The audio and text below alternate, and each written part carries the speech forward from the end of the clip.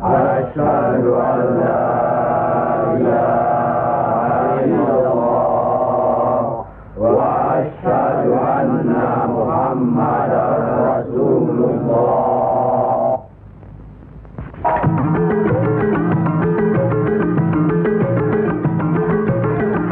Lagi saya atas nama Ahlul Bait, habaib semuanya berani bersumpah demi Allah dan Rasulnya, kalau seandainya kakek moyang kami berdusta menyatakan bahwa kita keturunan Rasulullah padahal bukan, maka laknat akan turun kepada kami dan kakek moyang kami semua. Kalau memang mau diselesaikan ini masalah, ya, tapi janji, habis ini jangan nakal lagi ya. Antum berdua adepin saya, kita mubahalah di masjid mana? Ya, kita mubahalah. Taruhannya anak-anak kita, keluarga kita, istri kita. Mubahalah apa? Tentang keabsahan nasab Bani Alawi. Saya jadikan keluarga saya, anak dan istri saya sebagai tebusan bagi Al-Imam Ubaidillah bin Ahmad bin Isa Al-Muhajir ilallah dan keturunan-keturunannya para habaib, para sadah Bani Alawi. Antum berdua bawa keluarga antum, kita tentukan di masjid mana kita bermubahalah. Apa konsekuensi dari mubahalah itu? Kita minta sama Allah. Bukan sakit, bukan terbakar, bukan hancur, bukan tanggung. Ya, siapa yang berdusta di antara kita, ya, 7 turunan kita mati dalam keadaan kafir. Jangan sampai diskusi dibalas dengan mubahalah. Baru-baru ini ada seorang ustadz dari Banten itu yang mengajak mubahalah dengan Kiai Haji Madudin Usman ini ya. Logikanya gimana? Apakah tidak berani? Ya siap, saya berani. Sesuai dengan hadis Rasulullah SAW, al-bayyinatu lil mudda'i wal yaminu alaman angkaro. Bayyinah, bukti tes DNA itu harus dijalani oleh para habib yang mengaku sebagai cucu Rasulullah SAW. Dan bagi yang mengingkarinya, dia harus bersumpah. Nah, apakah saya tidak berani? Saya berani. Semua kitab saya abad yang lampau sebelum abad 8, 9, 10 ya Hijriah itu semuanya tidak ada yang namanya Imam Ahmad Al-Abbah berhijrah dari Basrah ke Hadramaut, Yaman, apalagi memiliki anak yang bernama Ubaidillah. Semua ada dasarnya. Jangan sampai para muhibbin ini fanatik buta dengan Pak Alawi, bela-bela doronya, majikannya, sehingga sampai mengorbankan dirinya, keluarganya untuk mubahalah. Menantang mubahalah di masjid mana, tunjukkan, na'udzubillah, ya. Jangan melawan argumentasi dengan yang bukan argumentasi. Kalau sudah mentok misalkan ya tidak ditemukan kitab abad 5, 6, 7 ya 8 ya menyerah saja lah. Harus taslim. Jangan mengada-ada. Jangan mengada-ada. Bukan berarti tidak berani, enggak, ini masih dalam ranah ilmiah, keilmuan, adu data, adu kitab nasab. Masih kami beri kesempatan kepada Rabi'ah Alawiyah untuk menemukan kitab sejenis seperti Lubabul Ansab ya, yang bisa mendampingi Asy-Syajarah Al-Mubarakah. Ya paling tidak kitab abad 5 yang bisa mendampingi Tahdhibul Ansab. Jadi cari kitab itu, kalau nggak ada ya gimana lagi, nggak ada. Dan semuanya saya ikut dengan Kang Mas Muhammad Rizik Syihab ya akan hal ini. Beliau lebih tahu sebenarnya bahwa memang terputus. Nasab Ubaidillah itu terputus memang. Beliau mengakui kok, saya tahu kitabnya sama ya, nggak bisa dipungkiri. Yang nggak bisa terima kan yang harus bawah ini, para muhibbinnya yang fanatik ini, dulu ini yang berlebihan ini. Habib Bahar juga sebenarnya tahu, para habib sepuh ya tahu, Rabi'ah Alawiyah semua ya tahu bahwa memang nasabnya terputus, nggak nyambung, mengkotek. Kan sudah jelas, kenapa kita masih ngotot gitu loh. Yang harus bawa ya nggak ngerti-ngerti ini, saya siap mubahalah mengorbankan saya dan keluarga saya. Nah, ngomong apa? Guyon namanya, guyon. Sini dibalas mana ilmiahnya? Gak cocok mubahalah, gak cocok mubahalah. Gunakan akal sehat kita, gunakan ilmu, tidak sama. Kul hal yastawil ladzina ya'lamun wal ladzina la ya'lamun. Jangan sumpah pocong nanti.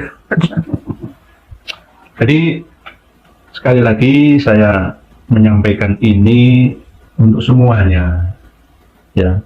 Fitnah itu jika tidak ada datanya, referensinya, itu namanya fitnah ya.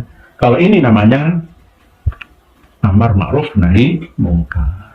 Supaya apa? Martabat bangsa, anak bangsa kita di Indonesia ini kembali ya merdeka sepenuhnya, menjadi bangsa yang bermartabat, berharkat, ya, mempunyai wibawa, kewibawaan di mata masyarakat dunia. Ya. Jangan tiru-tiru orang-orang yang tidak peduli ya dengan krisis Yaman sampai sekarang, padahal mereka sendiri kakek moyangnya berasal dari sana. Ya. Ada survei terbaru kelas dunia bahwa neraka dunia saat ini number one, nomor satu itu diraih oleh Yaman. 13 juta warga miskin yang kelaparan dari 34 juta penduduk Republik Yaman. Jangan mengatakan barokahnya wali di Yaman, gudangnya wali, nggak akan bisa seperti itu. Buktinya nyata sekarang ini. Mulai 2014 sampai 2023 ini masih belum damai, masih perang saudara. Anak-anak kecil makan pasir, makan rumput. Justru malah anak-anak muda dari kalangan Ba'alawi, para habib ini cengengesan. Pesta-pesta, tertawa-tertawa, girang gembira karena disanjung-sanjung oleh masyarakat Indonesia. Bak raja di raja. Bagaimana ini? Bagaimana? Nomor satu negara yang paling kelaparan di dunia itu Yaman. Barokahnya wali di mana? Kok kalian bangga-banggakan itu? Ya tarim, ya tarim, ya tarim, ya tarim, syailillah, syailillah, syailillah, syailillah. Buktinya mana? Syairmu itu, wahai Habib Hasan Asghaf, pimpinan Majelis Zikir Nurul Mustafa Jakarta.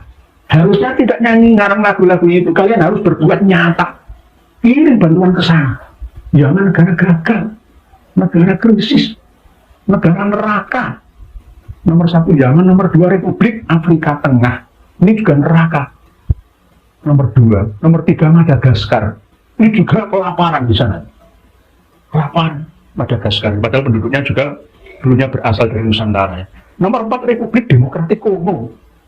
Asal-usul sejarahnya Vespa Kongo itu, ya. Tentara ABRI atau TNI kita bisa ke sana itu. Nomor lima negara Chad.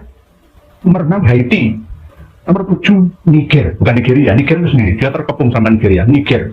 Nomor 8 Lesotho, nomor 9 Liberia, nomor 10 Sierra Leone, nomor 11 Guinea Bissau atau Guinea Bissau. Negara kelaparan. Di Indonesia ini surga, di Yaman neraka. Pilih mana? Ya pilih Indonesia. Oleh sebab itu bersyukurlah kalian, wahai Habib. Ya jangan lagi ngaku-ngaku keturunan Kanjeng Nabi, nek gak terbukti, buktikan dengan tes DNA.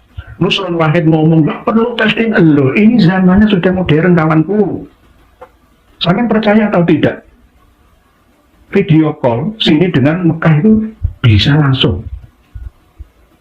Kalau nggak percaya tes DNA, ya hiduplah pada zaman Majapahit, pada zaman kerajaan Singosari, hiduplah pada zaman kerajaan Mataram kuno aja. Jangan hidup di zaman sekarang.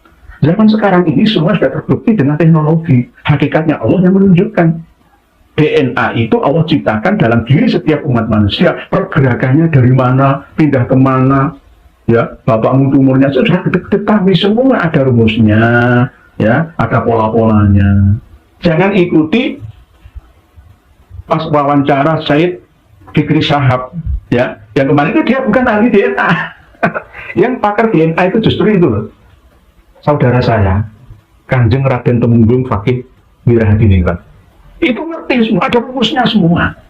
Ada rumusnya semua. Tes DNA aja. Jadi ini ada kaulnya. Imam Malik yang mengatakan, Manidda'a intisabahu ila Nabi sallallahu alaihi wasallam fa'alaihi al-bayyinah. Barang siapa mengaku nasabnya nyambung kepada Nabi sallallahu alaihi wasallam, maka dia harus membuktikan. Harus punya bukti dan tes DNA itu. Liqauli sallallahu alaihi wasallam, al-bayyinatu lil mudda'i, al-bayyinatu utawi bukti iku lil mudda'i kedue wong kang ngaku-ngaku, wal yamin lan ana pun utawi sumpah supoto iku alamat ngatasé wong angkara kang ora trimo kang ngingkari. tunjukkan buktimu dulu. Kalau benar-benar tes DNA-mu berhasil nyambung sampai Bani Hashim, Quraisy, ya, Quraisy, Bani Hashim, terus mendekati, ya, di daerah Mekah, ya, sampai Iran, nah berarti benar. Nah, wal yaminu adapun sumpah itu bagi orang yang mengingkari. Nah, ini hadisnya Rasulullah SAW seperti itu. Ini Imam Malik baru ya dan cerita anil Imam Malik sami Imam Malik bin Anas, pengarang kitab Al-Muwatta. Mujtahid mutlak. Pertama, beliau pernah bertemu dengan sahabat Nabi langsung. Yakni bil batili, dengan cara yang batil, yang salah. Yudrobu, maka dia dipukuli durban dengan pukulan wajian yang menyakitkan. Berarti kami bahkan harus dipukul. Harus dipukul karena dia mengaku darah Nabi dalam diri saya ini cucu Nabi. Anta siapa? Anak Nabi Muhammad itu jadi apa jaduka? Ayo, jadi apa jaduka? Orang di sidang kayak gitu, jadi apa jaduka? Aduh, minta budak. Jadi ngaku-ngaku keturunannya Kanjeng Nabi, tapi dengan cara yang batil. Pencangkokan, ya, itu nasabnya nggak diakui, batil. Nakobah Mesir itu juga begitu, membatalkan alu al-hadal, termasuk batal, tidak nyambung nasabnya sampai Rasulullah Al-Husaini. Ada yang alu Alawi, termasuk yang di Yaman itu, dibatalkan juga. Karena apa? Bulat ini, nggak jelas ini asal-usulnya, rumusnya ini. Yudrohu, maka dipukul durban dengan pukulan wajian yang menyakitkan. Wansyaharu, dan diumumkan, diworo-woro, dimasyhurkan, walih basu, dan dipenjara tawilan dalam waktu yang lama.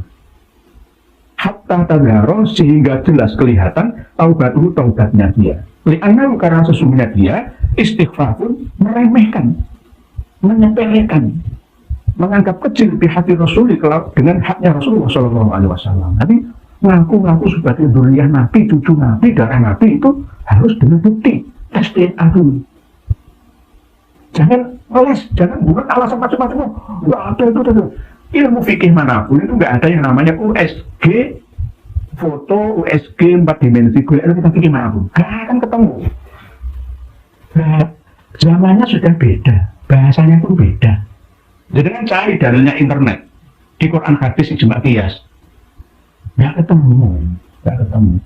Transaksi jual beli online, GoPay, ya, Pay, Shopee, Pay, dan lain sebagainya itu nggak ada semuanya, nggak ada. Sama yang saya sampaikan tadi, video call sini dengan Washington DC itu bisa langsung. Dulunya nggak percaya, itu baru ada saat ini saja. Dulunya nggak ada. Zaman dulu itu zaman akal manusia belum menjangkau teknologi, belum secara takdir ilahi dibuka sekat-sekat langit. Jadi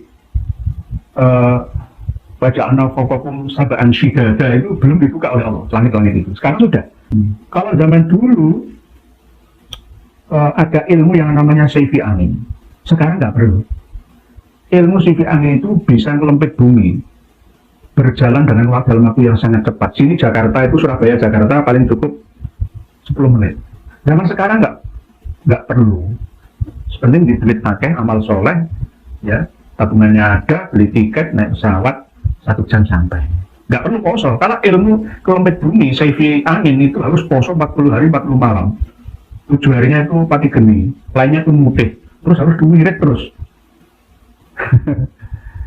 Ya dibalu awi bima hubat toir wala wa'alan alhamdul habib. Zamannya sudah berbeda. Ilmu jaduk, ilmu kebal itu sebenarnya nggak ada. Yang ada adalah ilmu selamat. Ilmu kesaktian itu zaman dulu, ajian Pantasona, Rawa Rontek, ya, aji-aji ajian Mandraguna yang lain bisa keluar sinar. Sekarang itu nggak ada. Jadi kalau misalkan umat Islam belajar manah misalkan, zaman sudah beda. Itu mati fisik ditembak. Sekarang pakai drone. Lihat perang di Ukraina antara Rusia dengan Ukraina. Perang akhir zaman, ya, perang modern itu dengan teknologi yang canggih, persenjataan yang canggih. Beda zamannya, sama seperti DNA. Sudah bisa diketahui pola-polanya, rumus-rumusnya oleh ahlinya. Kok nggak percaya itu bagaimana? Alasan ngeles saja atau gimana? Ada ilmunya. Ada spesialis yang menekuni dunianya itu, DNA itu. Jadi Bagi orang yang ngaku-ngaku keturunan Kanjeng Nabi, cucu Nabi, harus punya bukti. Jangan hanya bukti surat dari Robiqah Alawiyah, enggak bisa. Kenapa umat Islam Indonesia kok mempertanyakan itu? Ya karena melihat pola tingkah laku para khatib yang tidak sesuai dengan akhlak Nabi. Intinya itu di situ sebenarnya.